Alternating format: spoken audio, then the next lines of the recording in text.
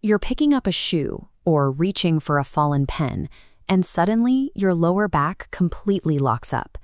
If you live in a modern city and spend most of your day staring at a screen, this sharp, paralyzing shock is one of the most common health issues you will face. When it hits, you're immediately faced with a choice. You either panic and assume you need to rush to the emergency room, or you deny the severity, swallow a handful of painkillers, and try to ignore it.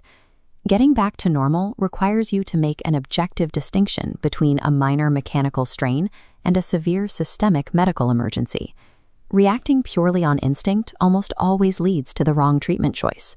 If you guess wrong, you either waste money on unnecessary hospital visits, or you stretch a 3-day recovery into a month-long ordeal. This flowchart outlines the back pain protocol. Symptoms split into 2 paths, a blue home care branch and a red immediate medical branch. The blue path requires localized pain with 0 neurological symptoms. The red path is triggered by radiating pain or systemic symptoms. Using a flowchart removes the emotion from the moment. It forces you to match the specific physiological mechanism causing your pain to the correct level of intervention. Properly categorizing your pain path prevents you from clogging up an ER for a muscle spasm, while ensuring you don't ignore an actual spinal emergency that could cause permanent physical damage. The most likely culprit for sudden back pain is simple muscular strain.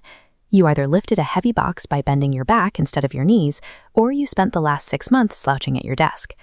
This comparison matrix tracks our symptoms. Here, we see that continuous slouching creates uneven structural pressure on the spine, causing the muscles to overcompensate. Because this is purely mechanical, a checkmark lands squarely in the home care column. Ignoring your daily ergonomics is a direct trade. You gain a few hours of relaxed comfort slouching at your keyboard today, and in exchange, you pay with severe, sudden immobility a few weeks later. Medical professionals refer to this recurring, non-emergency discomfort that builds up over time as subacute pain. This slow buildup of stiffness is mechanically very different from the immediate sharp snap of a torn ligament after improperly hoisting a heavy object, even if they both leave you stuck on the floor. But in both cases, if the pain is strictly muscular and isolated to the back itself, aggressive medical intervention won't speed up healing. The burden of care falls entirely on your own daily ergonomic habits. Home care goes out the window the second your body presents objective red flags. Returning to our scorecard, we add a row for neurological warning signs: numbness, tingling, or weakness extending down into your legs or groin. This immediately earns a checkmark in the medical consultation column. The physical mechanism here is usually a herniated disc. The soft cushions between your vertebrae bulge outward under pressure, directly compressing the delicate spinal nerves. Attempting to tough it out through radiating nerve pain doesn't build resilience. It allows continuous pressure on the nerve that can lead to permanent weakness. For the ultimate red flag, loss of bowel or bladder control, a flashing checkmark drops into the hospital now column. This non-negotiable emergency requires immediate admission to prevent permanent damage. Finally, side pain with fever or nausea indicates an internal organ issue, not a strain. If you have radiating nerve pain or a sudden fever, the math completely shifts. You have to trade the convenience of staying home for the diagnostic accuracy of a fully equipped hospital. If you safely fall into the home care category, you still have to avoid the most common mistake patients make: staying in bed. Immobilizing yourself in bed for more than 1 or 2 days shuts down your supporting muscles. They atrophy rapidly, which actually increases the stiffness around your spine. By over-resting, you trade a brief escape from acute pain for a substantially longer, weaker overall recovery timeline. This timeline maps your thermal therapy protocol. The first 48 hours are shaded blue for ice, reducing initial swelling. From day 3, it shifts red for heat, relaxing muscles.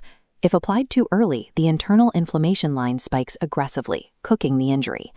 Once that initial sharp pain subsides, you have to force yourself to reintroduce gentle stretching and movement to the affected muscles. Effective home care is a strictly timed, active rehabilitation process, not a passive retreat to the couch. Zooming out from the immediate injury, we can evaluate the long-term return on investment for your overall spinal health.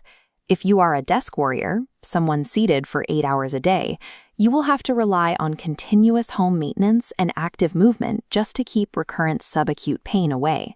Alternatively, if you are a stoic optimizer who prefers to ignore pain, your challenge is overcoming your own stubbornness. You have to be willing to seek immediate medical consultation the instant an objective red flag appears.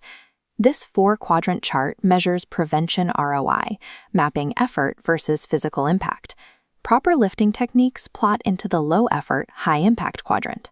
Over-the-counter medications fall into low-effort, low-impact, masking symptoms. Maintaining a healthy weight and consistent exercise rightfully plot into high-effort, high-impact.